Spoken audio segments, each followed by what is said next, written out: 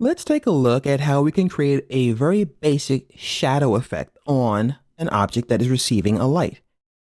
So what I'm going to do is create a brand new element. So I'm going to go to my timeline and we're going to put in here a new text object.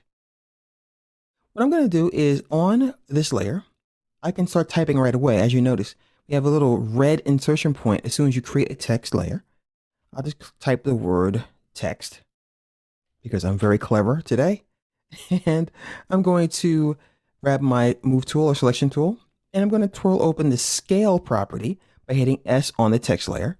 And let's go ahead and just scale that up.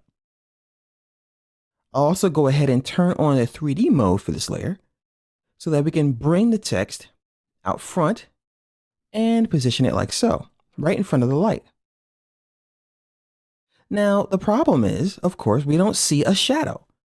I'm going to show you another tool up here. We have an orbit camera tool that allows us to click in this window and move around. So all I'm doing is move my mouse in a circle right now.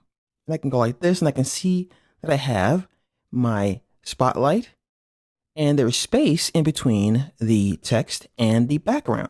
So there should be, of course, a shadow there. So where do we find these options to turn on shadows? Well, let me go ahead and twirl this text open and move this up a little bit and show you something. Inside of the text, we have a couple of things here. Of course, we have the ability to work with our text properties, the transform properties, which we've covered elsewhere. And we also have this material options. It's here where we can turn shadows off or on as far as casting shadows and that kind of thing. And also working with the properties as far as diffuse, specular, and that kind of thing. If you're familiar with 3D applications, diffuse is pretty much how light is absorbed or scattered on an object. The specular is how shiny it is as far as the little hot spots on it, and so on. We can also take a look at our light properties as well to make sure that the light is going to put a shadow on things. So let me go ahead and move down a little bit. As you can see here, we have the ability to cast shadows, and this is on. So we know that the text has to have the shadows as well. So I'm going to go ahead and twirl these guys close.